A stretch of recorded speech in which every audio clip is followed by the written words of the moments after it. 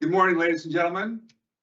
At the end of our summer this year, looking forward to the weekend. Welcome. I'm Riki Ellison. I'm the founder and chairman of the Missile Defense Advocacy Alliance. We founded this 20 years ago, and we founded it on the purpose and belief that having missile defense capabilities, evolving them, developing them, and deploying them around the world makes the world a safer place. And there's no more than you can see them right now, how important and how vital having capability out there today to save lives. Lives are being lost, wars are happening, and we have certainly believe that we could help prevent those. We can obviously save lives with the systems. We were founded 20 years ago, and the guy behind me, that statue, is at Vandenberg Air Force Base, and that's President Ronald Reagan. And he was one of our forefront leaders in coming up with the bigger concept of the Street Defense Initiative. That was in a similar situation, you could say, with a peer challenging world order, and this was one of the solutions. That statue sits above our ground-based interceptors and was put there in 2007 with Mrs. Reagan and myself, and he's facing west. He is facing the Pacific, and there was a reason for that. There is an elephant in the room. There is a dragon in the room that we need to discuss and talk about. There's a Chinese proverb that says, if you ignore the dragon, it will eat you. And if you would join, so we are seeing some of that unfold as we look at the world today. We know back in 1955 and through 1970, we deployed 30,000 American soldiers on Taiwan, and we hit 200 nuclear weapons on Taiwan. And we had stability. We did not ignore the dragon. And we created a containment strategy that was successful. President Nixon in 1970 wanted to ride the dragon, because if you can ride the dragon, the Chinese proverb, you can gain its might and power, and nourished China, brought them back into the international world with the United States, developed their marketplace with the United States, withdrew our forces in Taiwan, our nuclear forces in Taiwan, and created a relationship that flourished as we've seen it. But now we're back in a situation where today we are challenged to even put our nuclear carriers in the strait. We are challenged by China.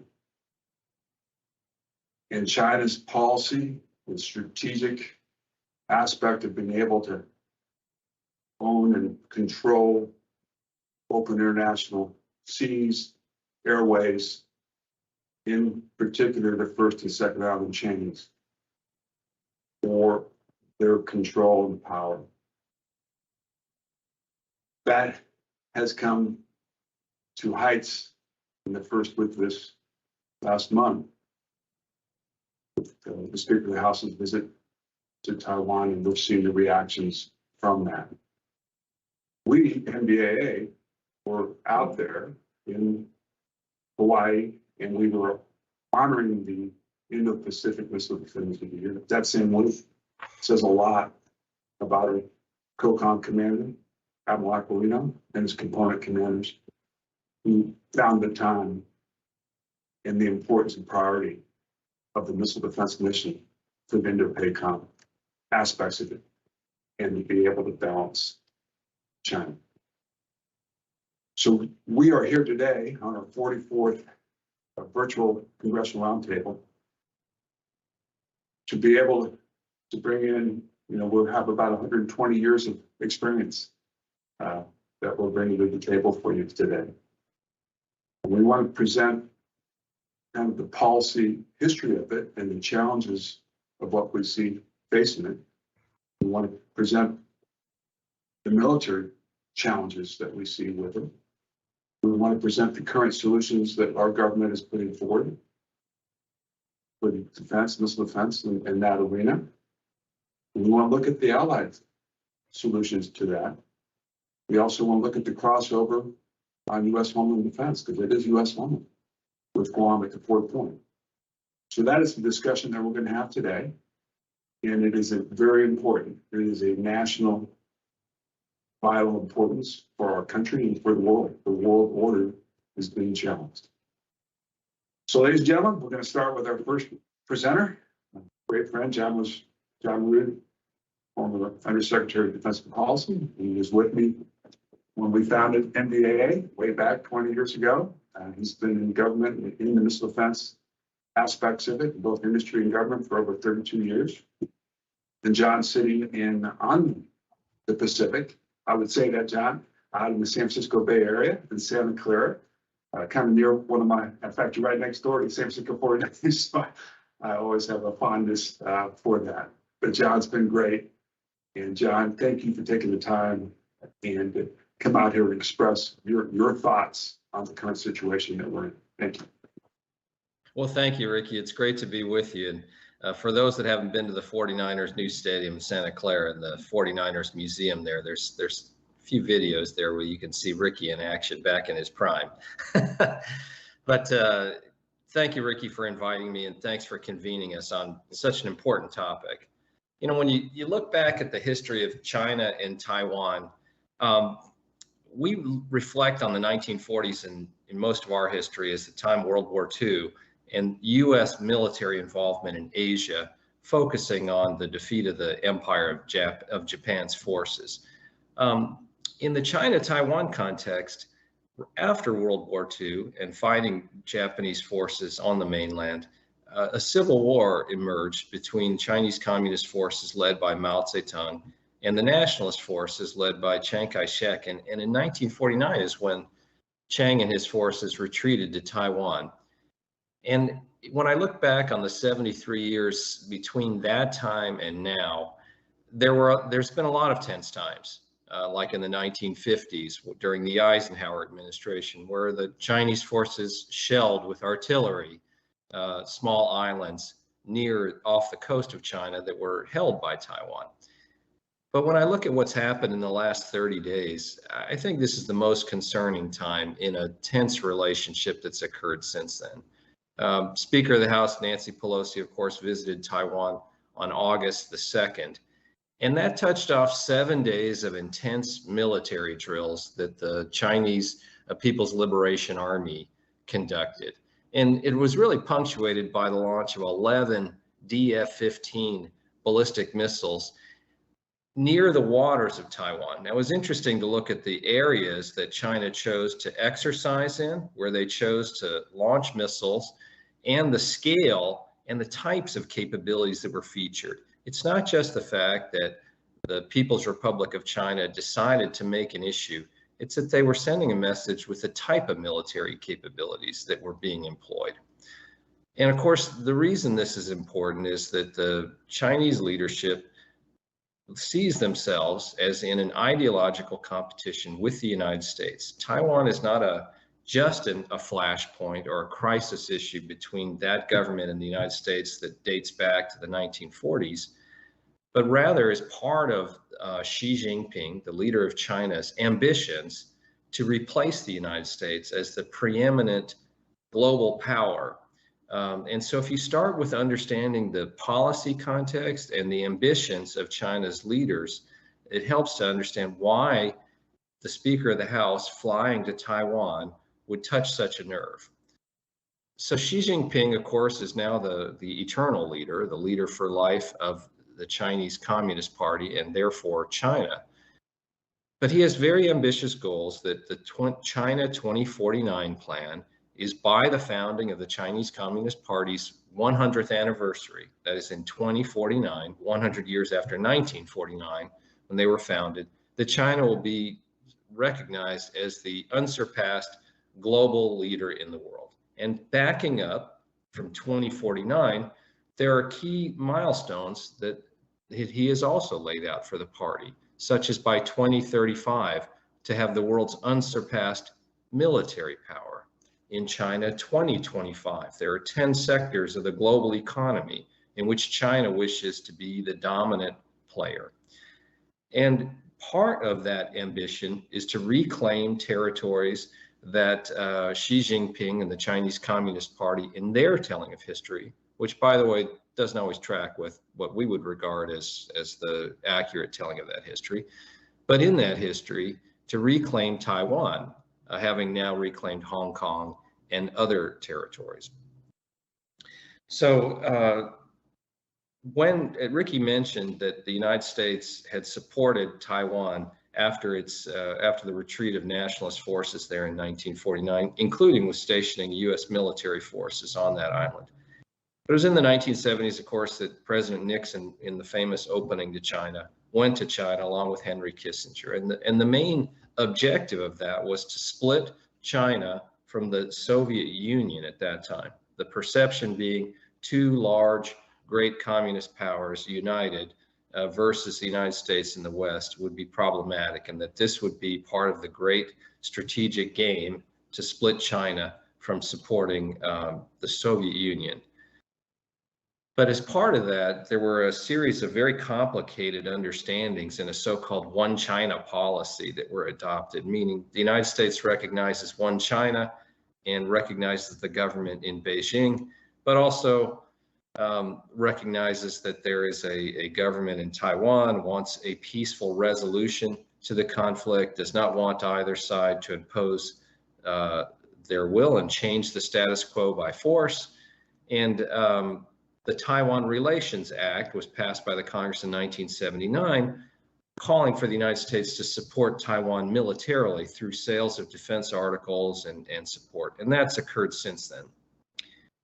But this wasn't as difficult to implement until recent years. Remember, in 1980, China's economy was a tiny fraction of what it is today. At that time, China made up just a small fraction of the world's GDP. But today, China's economy has grown by some measures, including purchasing power parity, to be larger than the United States. By most measures, it's the second largest economy, and the United States being the largest.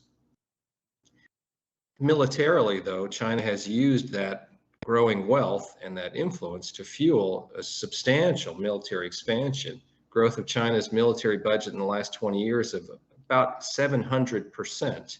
According to the official statistics. And of course, the official statistics really don't capture the full extent of that military growth. And it's been in the kind of capabilities that were featured after Speaker Pelosi's visit. So after her visit, you saw 11 DF-15 ballistic missiles launched both to the northeast of the island in the waters off of Taiwan and to the southwest, bracketing the island. Also, those happen to be areas, particularly in the southwest, where Taiwan's largest port in Kaohsiung is. And this is a message about the ability to disrupt trade in those areas. Now, China did large-scale military exercises as well in 6 zones. So if you took a map of Taiwan and just picked 6 zones surrounding every quadrant around the island, that's where these exercises occurred. And in some cases, transgressed across lines, whether they be air lines or maritime lines, where Taiwan would regard as part of their territorial waters, and that's internationally recognized, 12 miles off the coast. China also conducted some of these exercises in areas that violate Japan's exclusive economic zone, with missiles landing, for instance, in those areas. Also sending a message in the northeast about the ability to resupply the island of Taiwan in a crisis. So it's really, and as part of that, large numbers of aircraft, for example, yesterday, this is continuing, 62 aircraft flown by the People's Liberation Army Air Force conducting exercises in and around Taiwan. In earlier exercises, 66 aircraft operating at a given time. Now, bear in mind, this is very large, and also operating 2 aircraft carriers. China's both of their aircraft carriers being employed, substantial numbers of naval vessels. To give you a sense of the scale, 66 aircraft would be a large percentage of the Canadian Air Force all in the air at one time. I mean, this is not a small series of exercises, but it's all meant to send a message that Taiwan is part of China. Efforts to support it diplomatically, economically, militarily will be things that will raise the temperature for the Communist Party of China's leaders, and that they will seek to take steps to perhaps including militarily, to address the situation. Now, in the last 6 months to a year, you've seen Chinese military officials and others being much more aggressive in their statements and not ruling out the use of force to reclaim Taiwan. I think, Riki, we're in a real danger zone here in the next couple of years, where the leaders in China, who are very ambitious and believe that they are writing a history for a new chapter, a new golden age in China's long, centuries-long history, and they want their place in it, and reclaiming Taiwan would be part of that. And they have global ambitions, as I say, to be the world's preeminent power and return China to that central location in their minds. So we're in a dangerous period in the next couple of years, where they see the Chinese Communist Party leaders, I think, and Xi Jinping in particular, want to change the status quo and are testing to see whether they can use force. Now, missiles are going to play a very large part of any kind of conflict or any coercive activity here, and that's where I think it's very important for this group to focus for a couple minutes. China has worked very hard to develop and, most importantly, to field the capabilities necessary to exercise this kind of coercion through missile forces.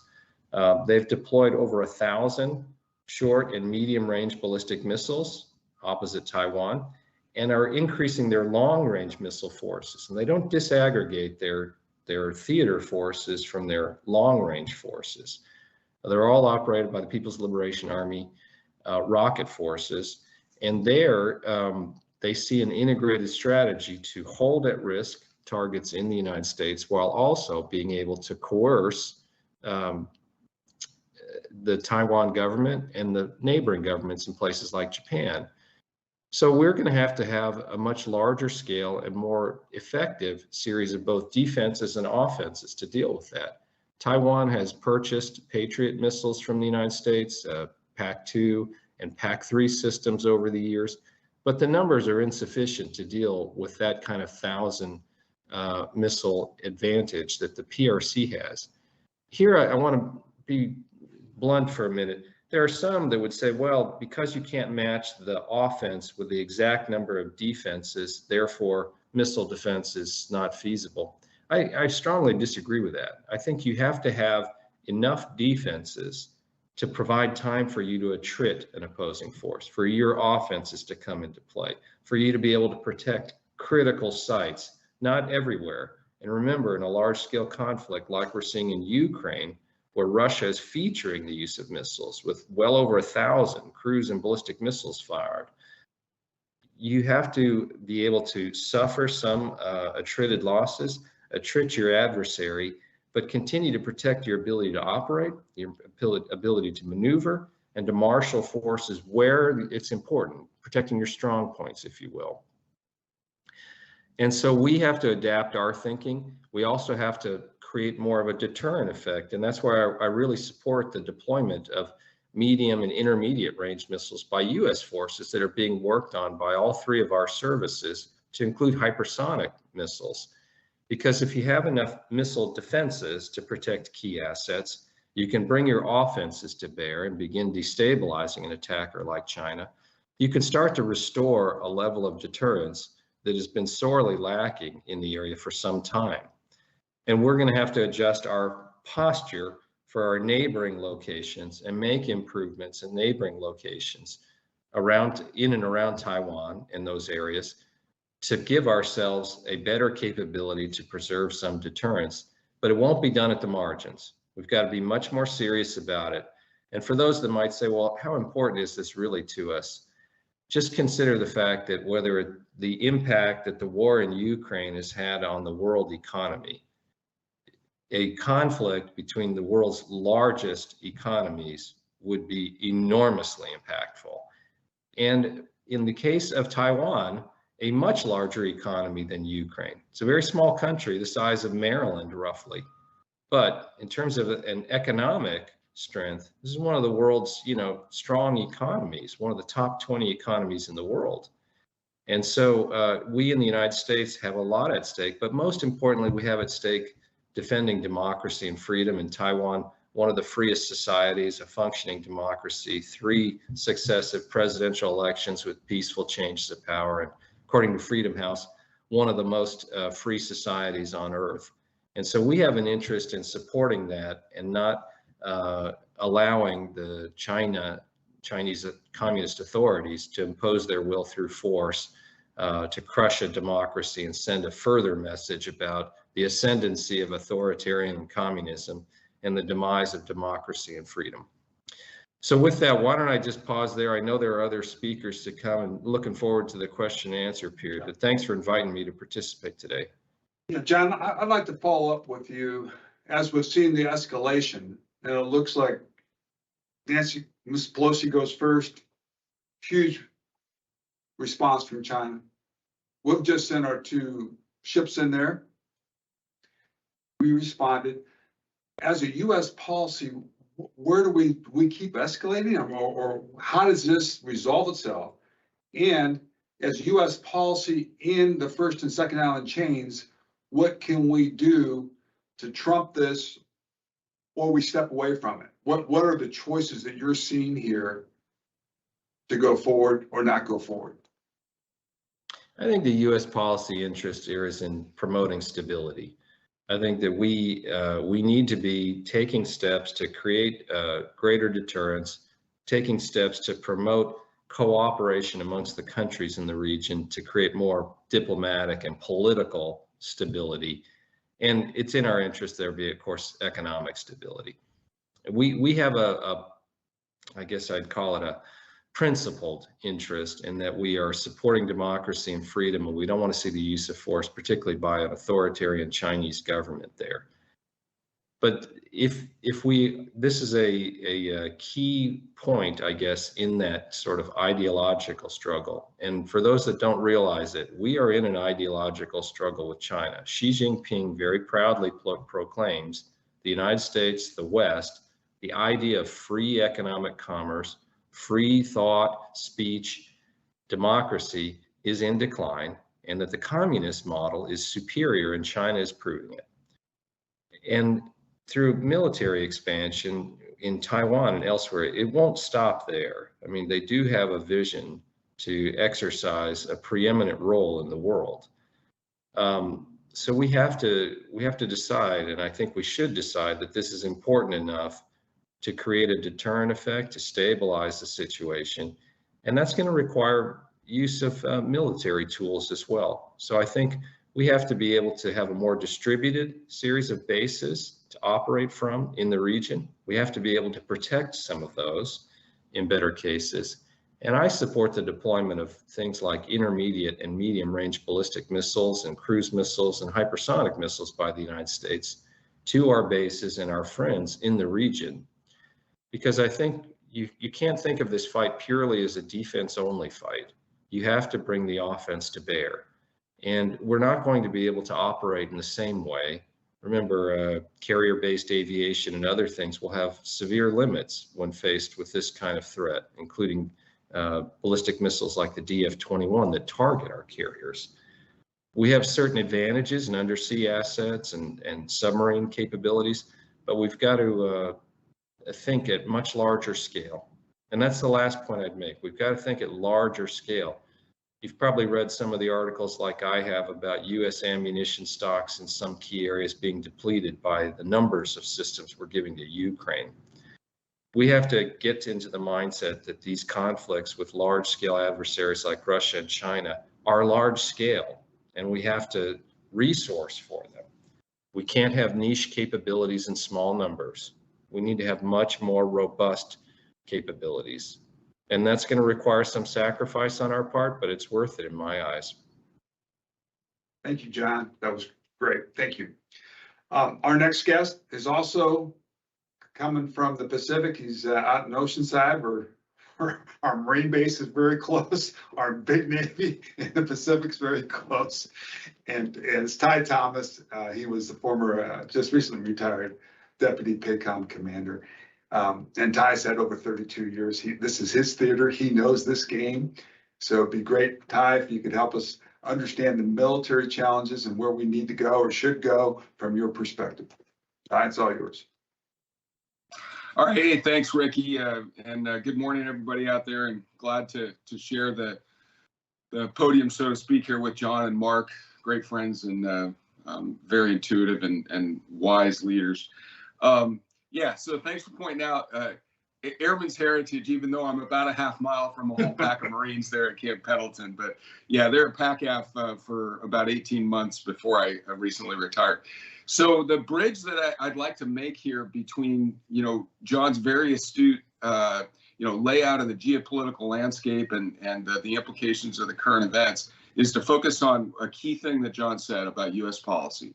And that thing, that element that John mentioned was that it's U.S. policy to ensure that whatever conflict exists in the Taiwan Strait is not resolved by the use of force. It could be resolved by some other means, diplomatic, otherwise, by the choices, positive choices of the parties involved, but not by force. So deterrence matters. Deterrence is a function of three things. We all know this, but I'll lay it out. One is communicating what it is that to the party that you intend to deter. I think we're doing that right now. There's limitations on our lines of communication, but they understand that the U.S.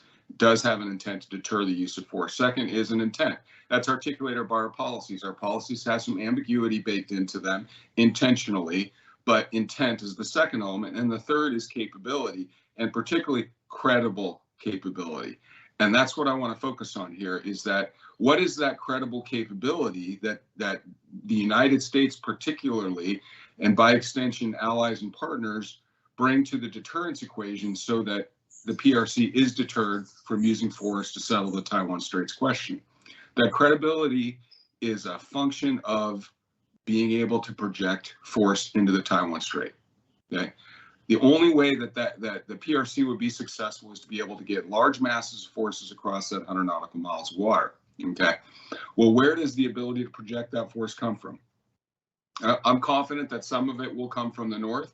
I'm confident some of it will come from the south, but a big portion of it will come from the east. And when I say east, I mean Guam and the second island chain.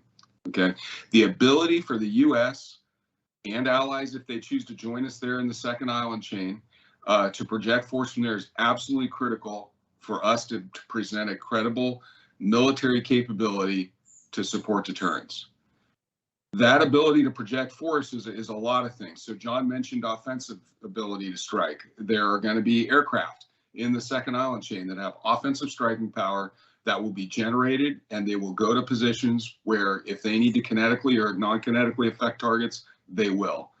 There will be aircraft that rely upon the second island chain. They may not be flying out of the second island chain, but rely on it for logistics, sustainment, command, and control in order to be able to be in a position to implement offensive force.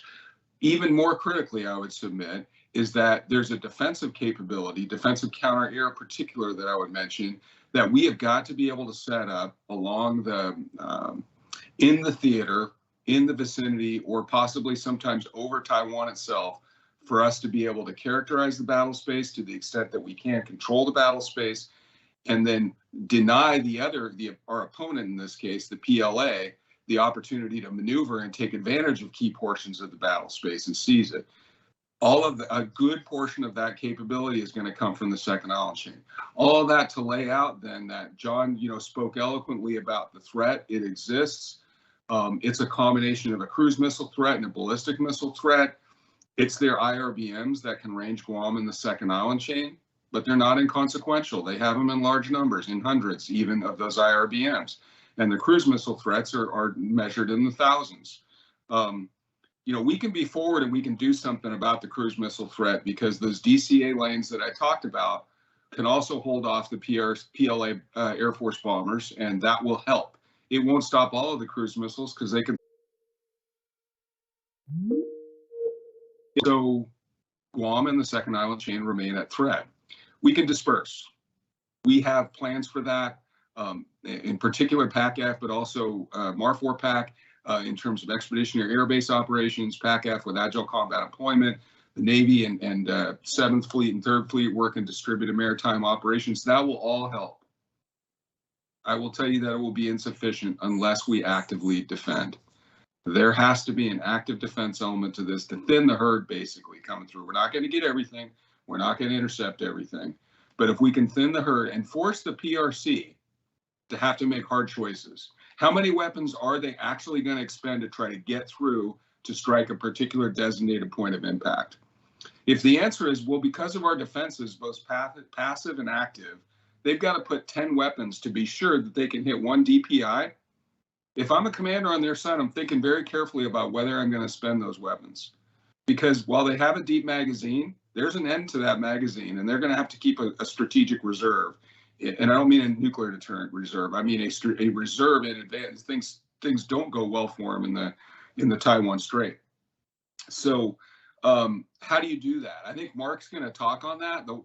Before I hand it off to Mark, the thing I'm going to tell you is that if you're going, hey, we're already doing active defenses on Guam, kind of. So yes, we have a THAAD site on Guam. Okay, and I won't go into all the details, but I will tell you that it has its limitations, and it is not the sole solution, and never was intended to be the sole solution. Remember, when it was put there for a North Korean threat, not a PRC threat. Okay, so that's point one.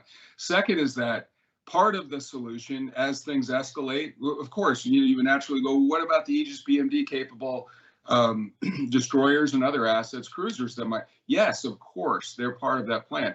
And when they do that, and when we tether them to the defense of Guam and the second island chain, those multi-mission, highly valuable ships are not doing the other missions that the 7th Fleet Commander and the Indo-PACOM Commander need them to be doing. We need those ships to be doing other missions. And in order to do that, we've got to get better defenses on Guam and in the second island chain. I keep mentioning the second island chain because as Mark talks through, I want everybody to bear in mind, as we disperse and operate, a decent portion of the dispersed and operating locations, depending on the range, the missile engagement zone of what we put on Guam, they'll also defend some of those other locations. So it is really, really important for so many reasons for us to have a real capable element of active defense in the second island chain, and particularly on Guam. And right now, we haven't done much, and it's time to change that. And I'm excited about the fact that MDA has had some impact on that.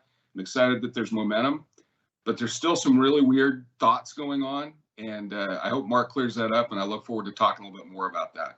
So over to you. Thanks, Todd. Just following up with you, you talked run and shoot, you talked dispersal. When you measure it now, an investment that we're going to do in our military, is that more important than a hub like Guam to establish it, or is it more important to defend these mobile bases out there? And the second point I'd like to ask is, because the cruise missile defense is such high volume, these are hard to detect. They're slow, they're maneuverable. Do we have enough sensors to be able to get over horizon capability to do what we can do to do that? And where does that rack and stack when you're looking at this big picture? Because we only have a limited amount of money to spend. Yeah. So I'll address your second question first, Ricky, which is that in terms of queuing to active defense effectors and our over the horizon or beyond line of sight capability for sensors on Guam, it's limited to non-existent in the sense of what the sensors are on Guam at present. Somebody could go, oh, but what about space? And we can see things from space. And I agree with you. And we have really good OPIR, and that can give us some additional information. You're not going to get a tracking solution off of it. You're not going to be able to queue an asset that has an effector to be able to actually engage it using just the stuff we can get from space. So let's just dispense with that right now. Maybe sometime in the future, but not right now. Okay. To your second, so we need some form of elevated sensor, some form of airborne sensor, and there are a lot of options there, but we just need to get moving on it. To your first question, I don't think it's a choice between those. Here's why. Guam, Anderson Air Force Base is the major airfield on Guam. It's not the only one, and it's not the only one that we might use, but it's the major airfield. We'll disperse off Anderson Air Force Base. It still must be defended because we're also going to use Anderson Air Force Base to maintain and sustain logistics and all the things that have to be done to keep a warfight going on. Those dispersed operating locations, though, if you go, okay, great, let's focus on Guam and Anderson in particular, and maybe Naval Base Guam, to leave the dispersed sites to only have passive means to defend themselves puts them at more risk than any commander, I think, would be comfortable with. And so do you have to have, if you're outside the envelope of some defenses that could be set up on Guam, do you have to have the same type of setup, with that, no, but you need something. If you're sitting out on a rock somewhere in the Central Pacific and nobody else is helping you, you need to have something. There are solutions like that. I think Mark's going to talk a little bit about NASAMS. Not a really, it's a capability that's available now. We don't even have it in the inventory except for some tiny fractions. I don't understand why we don't do that. And I think if the authorities that we've talked about, the U.S. Air Force gets the opportunity to defend its own maneuver forces, this would be one way that I think they could do it. Over. Thank you, Ty. All right, Mark. We got both the policy and military out there. We'd like to understand very clearly, because we've been behind this tremendous amount of funding, over $4 billion to have a defensive architecture on Guam. And is that the critical solution? And what are the solutions out there to be able to follow what Jon said and what Ty said to support this effort? So Mark, it's all yours. Mark is a former head of ops for Indo-PACOM. Brilliant guy. Go ahead, Mark. All right, thanks. Thanks, Ricky, and I appreciate it. I stipulate I attach myself to everything Jon and Ty said, and so I'll build off of that. Look, we do have a plan. It's not $4 billion in FY 22-23, the money that we can kind of feel right now, but it's the starting of that transfer of authority. So what I'd say is it's a good news, bad news thing. The good news is that we finally have a plan. After years of like PACOM angst and OSD pulling and pushing, we have a plan. And there's budget dollars, serious budget dollars being put against. In 22, there was kind of semi-serious money, the kind of lead money you need. In 23, there could be good money there. Of course, the Senate and House have some questions, because the bad news part of this is it's not a good plan, right? And I'm concerned because a plan that I think existed from the Missile Defense Agency, which might have been a traditional plan, has been morphed by an office called CAPE, the Capabilities Assessments and Programming Office at the Department of Defense. And while they probably had an admirable idea, which is, look, because of all the reasons Ty just mentioned, you want to distribute a lot of your defensive capability so it's not concentrated, because there's going to be a lot of inbound threats. I don't think it was properly implemented, this idea of distributing. And I'm going to give you a couple examples, and they get right at some of the stuff that Jon referred to and Ty specifically named. We're really worried about the launcher. You and I have written about this. The Army has a great new launcher coming on called the MRC. It is what they're going to do offensive strikes from, SM-6s, Tomahawks, potentially in the future, some kind of hypersonic strike. I absolutely support the MRC. It is what's called an offensive system, which means it can hide and tuck away and drive. It's very mobile. That's fantastic. The missiles are, when they're down in the down position, not with the missile launcher erect, can get all their environmentals and everything. Of course, we're now talking, when we say about using the MRC in this defense of Guam, about a defensive system, hence the word defense of Guam. And it turns out missile launchers in the fully erect position don't provide that same kind of consistent, persistent environmental support that an SM-6 or SM-3 might need, on a persistent, when it's up, 8, 12, 14 hours at a time. So I don't know that it's the right system in general. But I'll say very specifically for the SM-3, I'm a little concerned because there's an implication, you can get 4 missiles in here. I'm not sure any other missiles should be sitting by an SM-3 when it goes off in a launcher at the of the configuration that is. They'll have to do a lot of testing on that.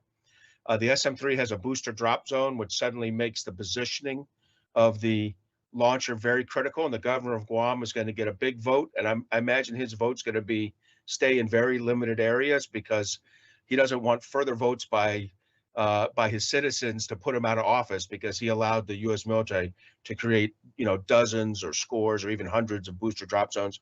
So the MRC launcher, not the solution you want if you want anything fielded in 2024, 2025. And I'm not sure they'd even be in the numbers we need by then.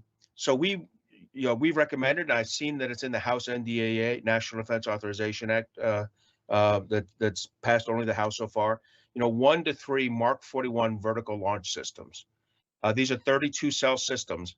They are targetable. They are definitely never, anyone who tells you they're mobile is wrong, and they're relocatable in only the loosest sense of the word, right? They're relocatable when they're on a ship and the ship moves. When they're on land, they're really where they're at. And they're certainly targetable. On the other hand, they will function to fire SM-3 and SM-6 missiles and do that missile defense we need. And look, let's say I'm wrong and there's 3 consecutive miracles and the MRC works perfectly in 2025. That's not going to happen, but let's say it happens. The Mark 41s you bought are just give you extra capacity. And you can stuff the SM-3s in there, which can be fired from there because we fired from ships there. So really, the first thing you got to do is get the launcher right. Look, I kind of think the radar, I wasn't there originally on breaking it up. Maybe it'll work. It's rocket science to figure out because you got to pair the radar with launchers and all that to be perfectly aligned. And I remember doing it on a ship. And the radar doesn't move much on a ship, right? It's on a panel on the side of the ship. It still was a pain in the butt to align, but I'll push the I believe button that MDA is going to work their way through that with the either the SPY 7 or SPY 6. I believe they picked the SPY 7 variant that they'll call the AN Tippy something. And look, I think some of those can be out there in 24, 25. So I'm on board. The more they mention in the C2 system, they mention the IBCS, the less comfortable I get. The C2 of this is going to be Aegis and THAAD. They're both good systems. They talk to each other. And THAAD talks to Patriot. We can have a good system here. Look, it's more deconflicted and coordinated. We do this in Israel with what's called an upper tier control officer. We can do it in Guam. Here's something that's really good. We have really competent operators. We have really competent area air defense commanders. I'm not worried about that. If you try to introduce or hold something up, which is the Army's favorite thing to do, we're going to hold this up for IBCS. We'll be holding it up to 2028, 2032, 2036. And even then, on their own, the Army had only thought about putting the scheduler system of THAAD into the integration. This would have to be the whole system, and Aegis, that would be a cluster, what. So I'm really hoping they stick with the C2 systems they have. Let Lung Aquilino and his area, his PACAF, who's his air defense commander, figure that out. I don't think that's going to be a problem. I tell you what we're really missing, and John's talked about this in the past. Ty talked about it today. We're missing a cost-effective, low altitude cruise missile defense system. And there is a Chinese threat. Believe me, if we somehow got all the bombers, and I'm not even ready to push that button, they're getting to the point where they could actually launch ground launch versions of this out at a couple thousand miles. I mean, they're getting there. Plus submarine launched and surface ship launched, like Ty mentioned. Guam is going to be targeted by cruise missiles. They've got to hit that submarine base. That's where we reload. They've got to hit that air base. That's where we transition. Keep the fighters and refuelers. They're going to keep the bombers coming in with long-range anti-ship cruise missiles. They've got to hit these places, so they're going to work on it. The Army has struggled in this cruise missile defense mission since the end of the Cold War. They had Slam Ram, they had MEADS, they had IFPC, they danced with Iron Dome for a year. None of these have worked out. The good news is the National Guard has figured something out. It's called NASAMS, the National Advanced Surface-to-Air Missile System. It's so good that it protects the White House, Pentagon, and Capitol Hill. It's so good that when Ukraine needed something, we bought two batteries from them, and now we're buying another 6. It's good. If it's good enough for Ukraine, I'm going to go ahead and stipulate it's good enough for Guam, for Massawa, for Ramstein, for Mildenhall. The United States needs to get smart and buy about 12 batteries. Plus, we got to defend some logistic sites in both PACOM and UCOM, in addition to those air bases. We've got to get purchasing this. If we have NASAMS, and there's different variants where you can pay for an expensive AMRAAM, still much cheaper than a Patriot, or a less expensive AIM-9X. You know, I'd get a mix of those in there so that you can keep yourself reasonably cost effective, but good. As you know, Ricky, we're testing an AMRAAM ER version right now. You know, so there's going to be 2-3 different versions you can put in here. Chinese don't have to know what's in there. You know, we can control that. And then finally, and I think Ty was dancing around this as too, we need to get ourselves a persistent aerial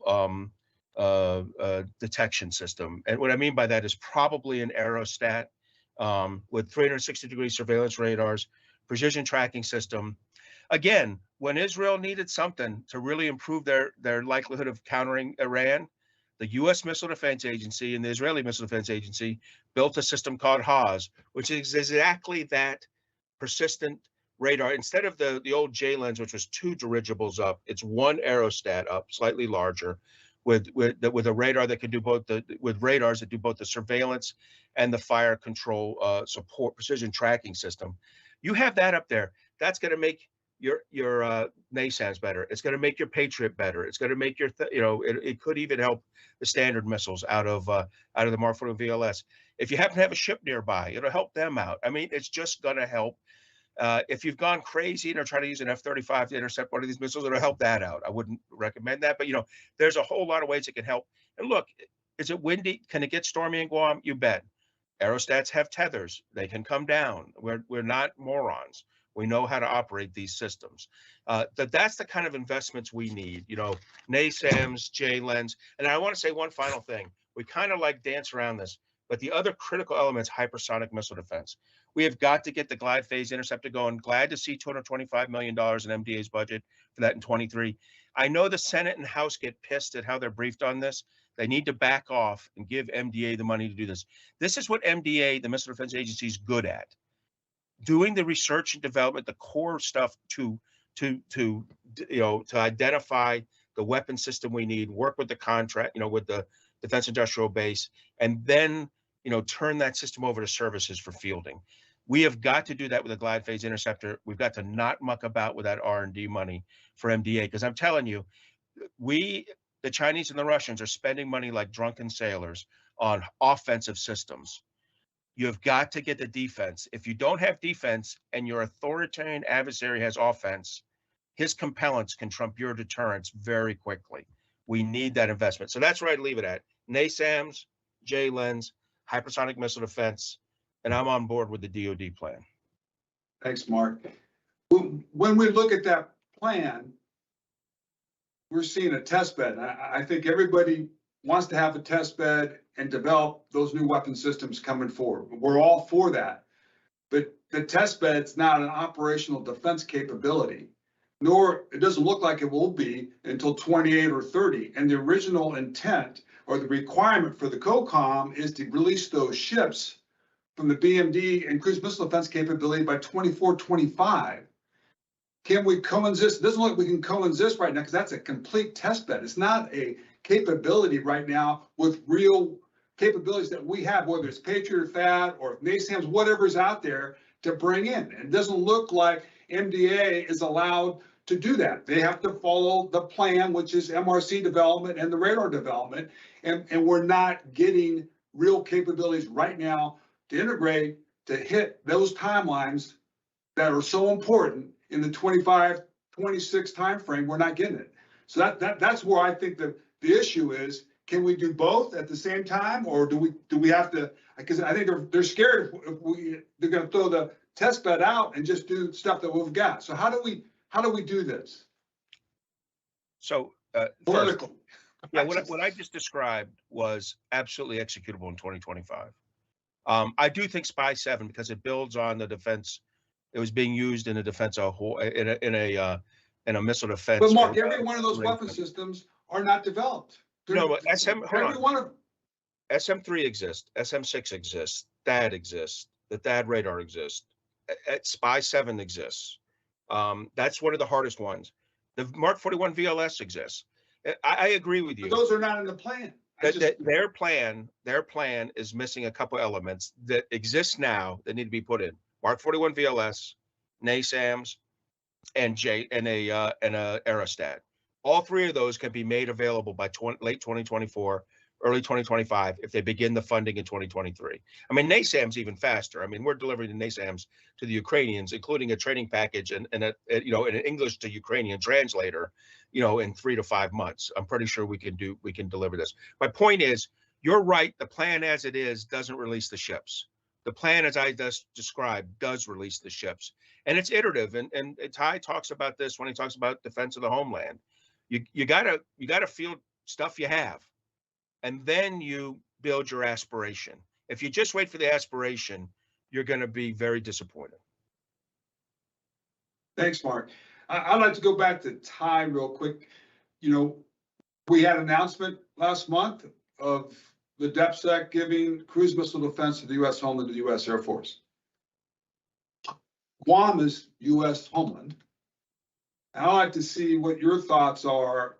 Is there a migratory position where the Air Force can help with this situation on that? And how do you see that happening?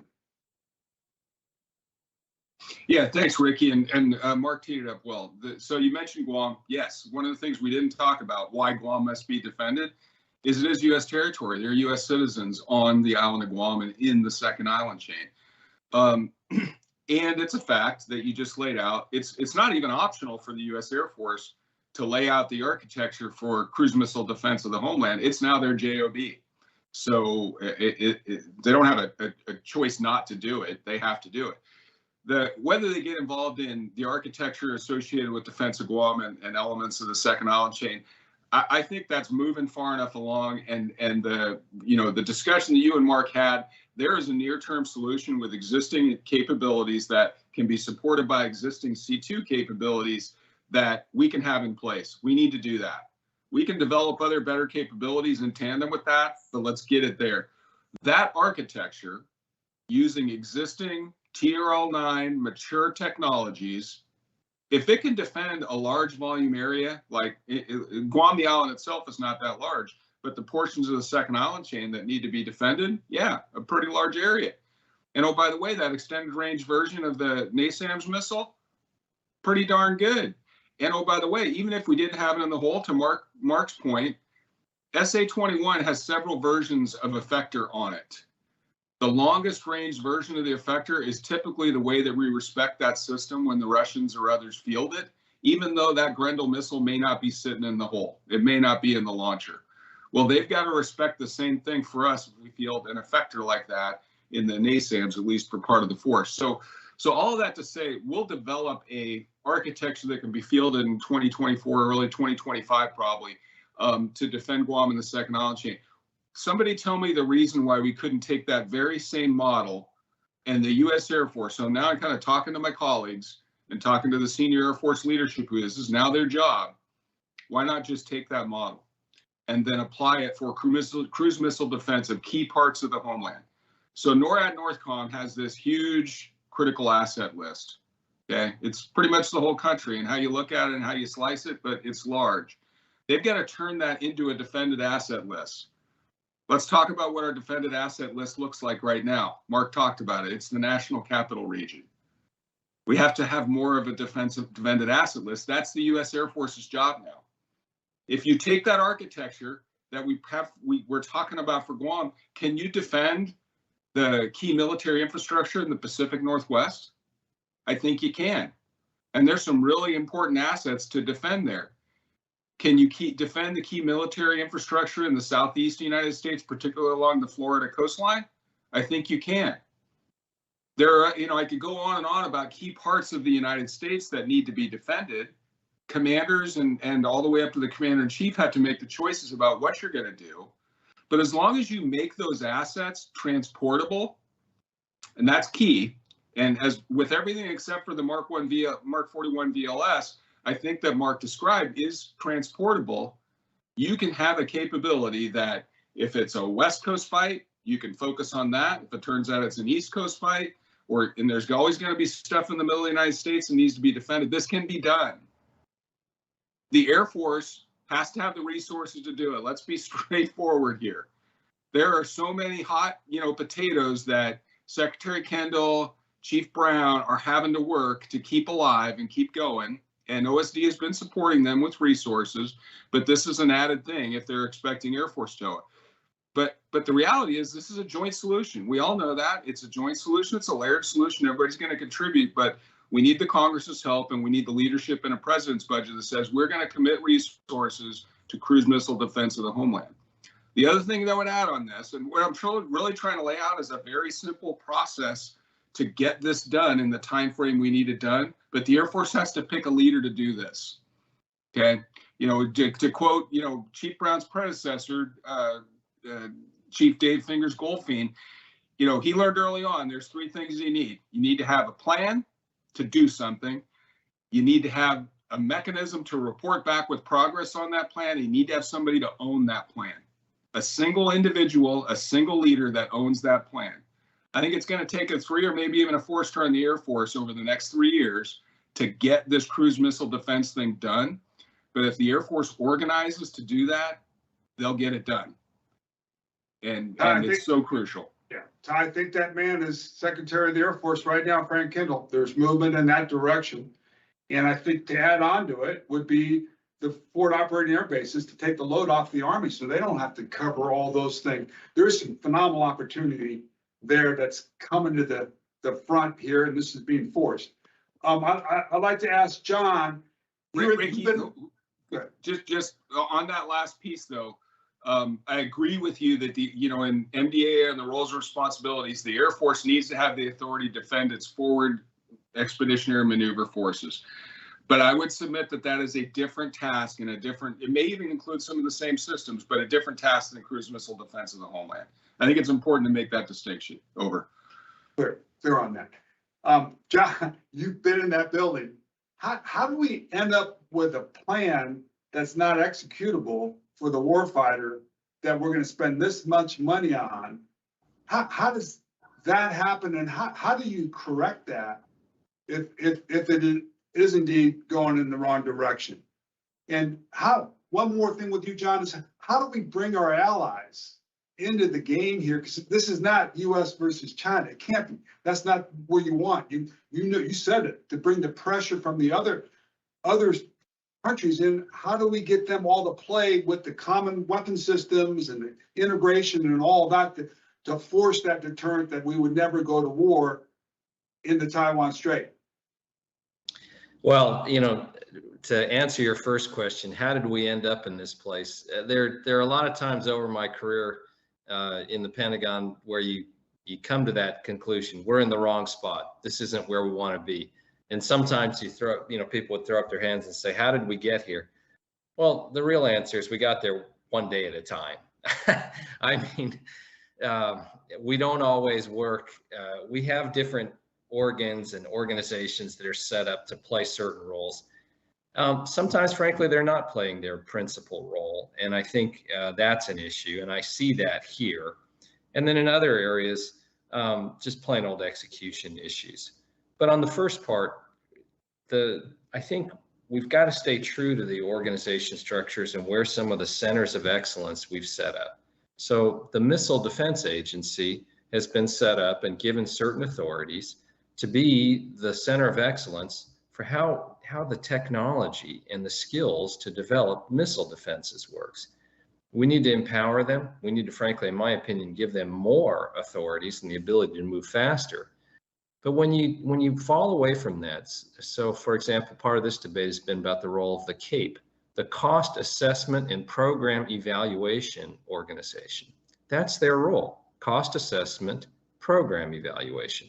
They're supposed to help the Secretary of Defense integrate all the different services and other activities being done across the department, not being the principal systems architects because they don't have operational experience, not being the principal developers because they frankly don't have development experience in the same way that others do. So that's one of the ways we get there. We fall out of understanding where our centers of excellence are and empowering people to do their jobs. John, just on that, the cost now of that architecture is more expensive than anything. I mean, the cost overruns of being able to maintain multiple trucks. That wasn't even figured into the whole thing. So it's more expensive now going into a solution that's, I'll let you, I get frustrated with, but go ahead, you got it. Well, no. I mean, I'm agreeing with you, but cost assessment means assessing the expected costs of something. Here again, if you stay true to what are your centers of excellence and what are people's strengths and allowing them to perform, cost assessment is a valuable skill that the Cape provides, an independent assessment of what a new aircraft or a ship is going to cost or a new missile system. And they've got a good track record at cost assessment. They don't have a track record. They have a lousy track record of alternate solutions, quite frankly. And it's an organization that in its initial instantiation by Robert McNamara to be something that did program assessment and did systems integration and systems engineering, really struggled even in those days. But it's clearly become, I think, outside its lane, and we're suffering the results. So on your second question about, what do we do about this essentially, and where do we go? I think we have to, some takeaways to me from today's environment. We have to devote a larger amount of resources to what the principal military threats are. The primary weapon that's being used in Ukraine, missiles. Primary weapon that the Chinese are featuring that we need to be able to counter, missiles. And usually this gets tied up in that building in a debate saying, well, there are other needs. We have irregular warfare needs. We have needs in the Middle East, elsewhere. I would say it hasn't gotten much press attention, but there was an attack with an armed drone, an Iranian-produced KAS-4 drone on American forces in At-Tanif, Syria. That's a good example where a militia backed by the Iranians flew a missile from Iraq, a cruise missile in essence, to attack our forces. And our forces there have a 55-kilometer exclusion zone. They've built through a series of successive layers of defense many areas, but where were they weak? Air defense, the ability to deal with cruise missile defense in essence. And we've talked about that a lot. We're going to need that in the theater for irregular warfare or small militias. We're going to need that in large-scale conflicts like Mark was talking about in Guam. And we're going to need that in defense of the homeland like Tai was talking about. So one, we got to resource it. Two, we got to put organizations in charge and empower them, whether that's the Missile Defense Agency, as we've recommended, in roles and responsibilities, as the main systems architect, empowered to do their job. But then we need services like the Air Force to be given the mantle to go defend the air domain. That's their principal reason and expertise, operating successfully both for offense and defense in the air domain. And that's why we recommended the Air Force play a bigger role in that area. The Army will have to handle the ground fight, but the air domain is really, in my view, the Air Forces. And that's where we've got an expertise to take advantage of. I'm hoping that the Congress also plays its role here and really looks hard at some of these decisions, because ultimately the executive branch makes proposals, but if the Congress sticks to its core competency and then makes judgments about what should be funded and how that's done, I think they'll play a really critical role if they step up to that plate, and they can. We have people there staffed by very capable people that can do it. But again, people got to play their roles, and we got to stay with what we give us our centers of excellence. And it's when we don't do that I think sometimes we end up in these situations saying, how the hell did we get here? And again, the answer is, well, one day at a time, unless you do something about it. And the same answer I would say is, it may seem overwhelming to put in place the kind of offensive missile capabilities we need and defensive capabilities, missile defenses in the Pacific to deal with the threat that China poses. But we can do that, and we're not alone. This is what I'd close with. The Japanese government has substantially increased its spending on defense and in these areas, and they're willing to do more outside of the borders of Japan. Taiwan government proposed a record defense budget, roughly 14% increase in last year's defense budget for them. They're also stepping up given this threat. We have to bring more of our allies to the fight and really make that a priority. And that's something, whether it's trying to work through and restore a more positive relationship with the South Korean government now after the election of their current leader, bringing Australia and New Zealand to the fight, cultivating a relationship with India in the region, and then new allies, whether they're in Indonesia, old friends like the Philippines. There's a number of places we can go to try to cultivate a more of an alliance structure, and that's core to our way of fighting and core to our success for the future. Hey, John, we're seeing these countries, we're seeing China try to isolate us in Taiwan. So if there any other allies trying to come into Taiwan or go into the Straits is going to be harassed, and they're not going to go in. We've seen it, France, England, Germany, they're not going in. So how do you, I mean, so we have to create a flotilla? I mean, how do we get courage for them to confront, or do we protect them? How does that happen? Because it looks like they're not wanting to engage with China directly and being peeled off the. Yeah, we're going to have to work on that incrementally as well. You know, remember, China is the world's second largest economy, and they've used that in a coercive way. But you are seeing more countries recognize the limits and the danger of that.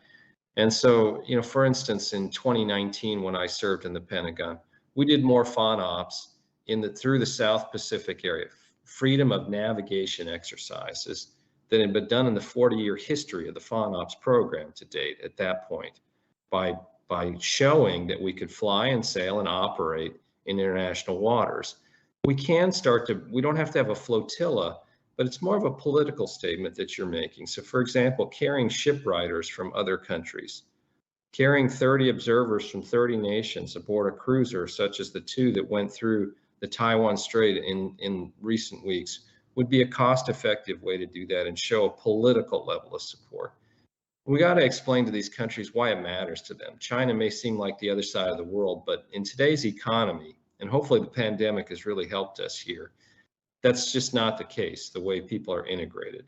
And for some Americans who haven't been as attuned to the Asia threat, they may not recognize the shift in the global economy there. Today, you know, more than half of the world's economy is located in Asia. 21 of the 30 largest cities are located in Asia. More than half the world's middle class lives in Asia. The bulk of our trade and our economy in the United States is tied to Asia. And we're a Pacific power, and the United States always has been. We have more Pacific coastline than Atlantic coastline. And we should not shy away from that heritage and that knowledge about how important this is to us.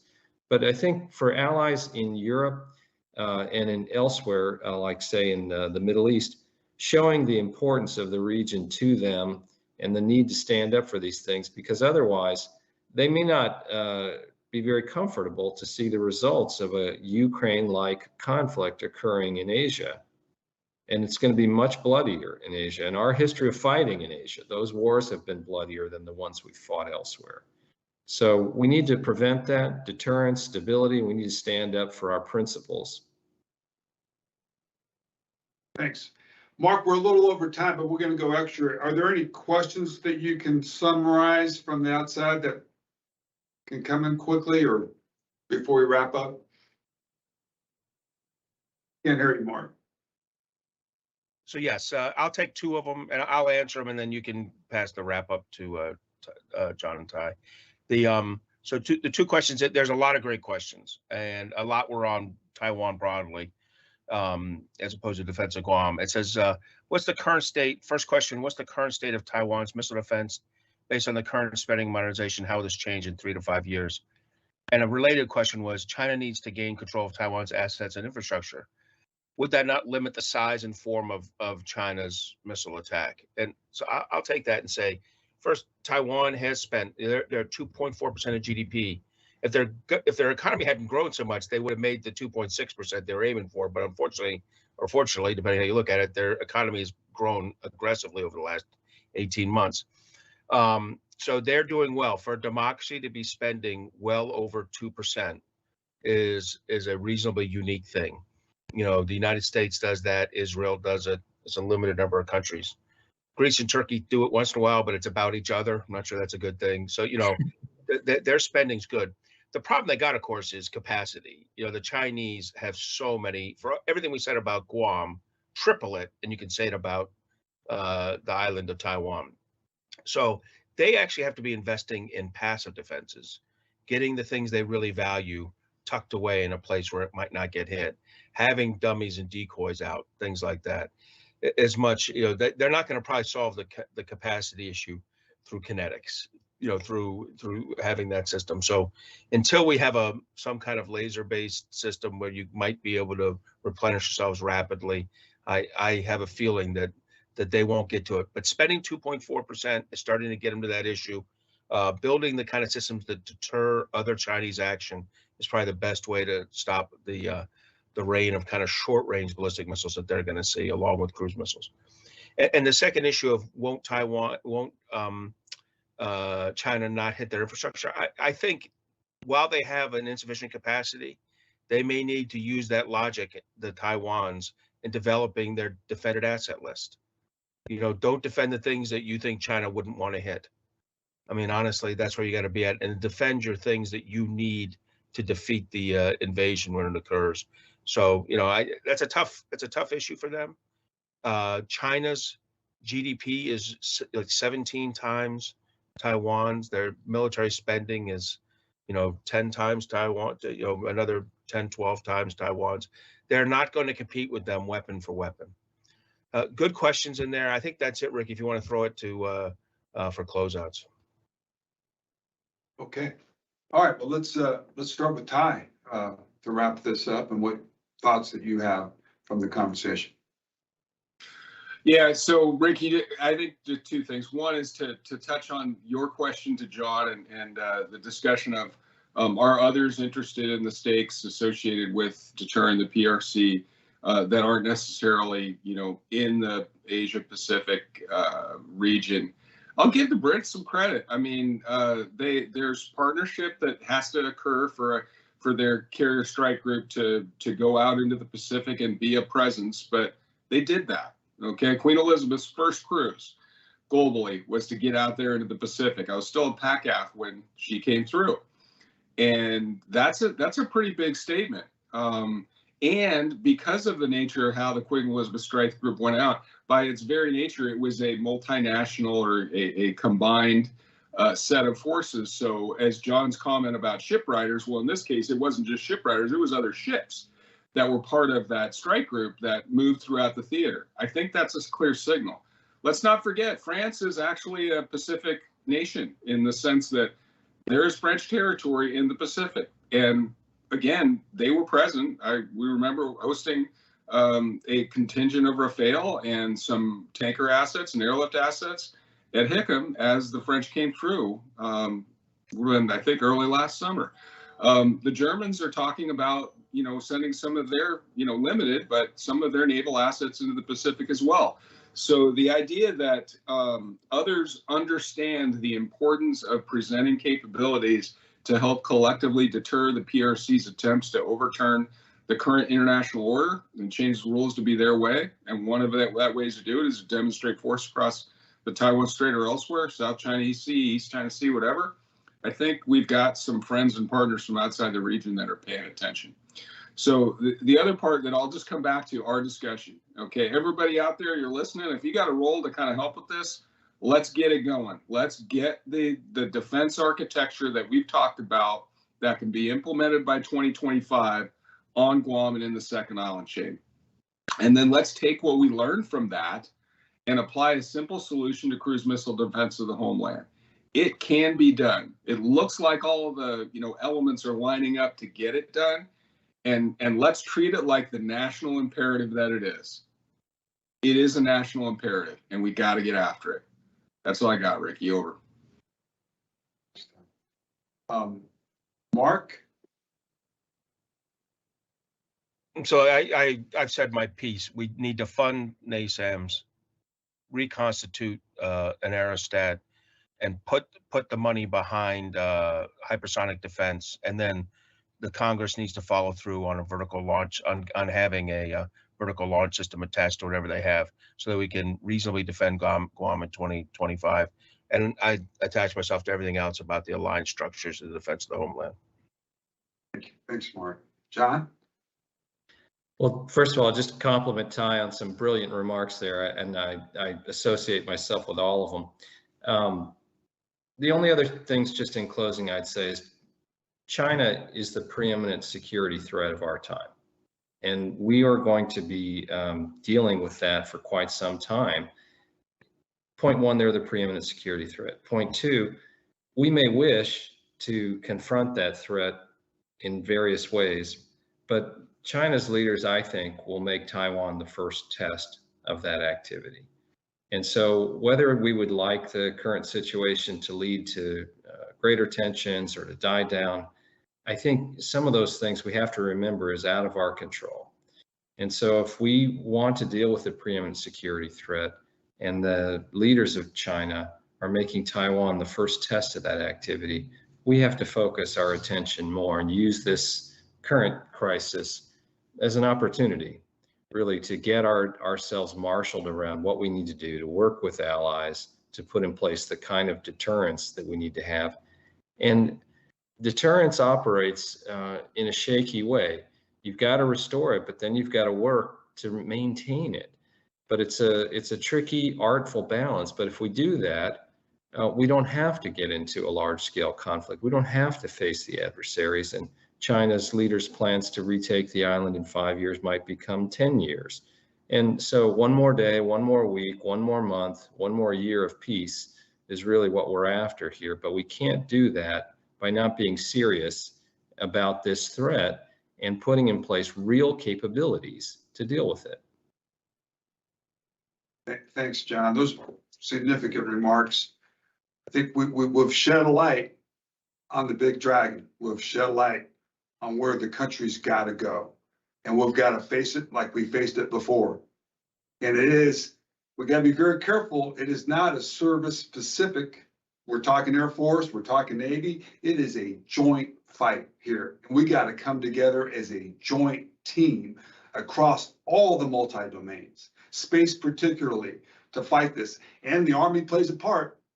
They play a part on this boots on the ground count. We saw what happened back in the day on how we contained China. And it's our people, it's our representatives that are going to be spending $4 billion plus on defending US citizens. They better make sure that's the right way of spending the money. That there's no way, that's accountability right now. You've got lives at stake, you've got deterrence at stake. You can't use that money for a test bed anymore. You got to be able to put real capability that can ramp up, scale up to fight the big dragon, to slay the dragon. We got to be able to slay the dragon, or have the courage to slay the dragon. We're not talking about slaying them, but we better have the tools to do it, because he won't respect that if we don't have the tools to slay him. And it is a joint group doing it, and it's our country doing it. It is the right thing to do. It takes courage from our allies to be with us. It takes us courage to be out in front, because that market is so big that we're all affected by it. It takes courage to slay dragons. We got to do it. So thank you for a great discussion and shedding light. No fear, no fear. All good. Thank you.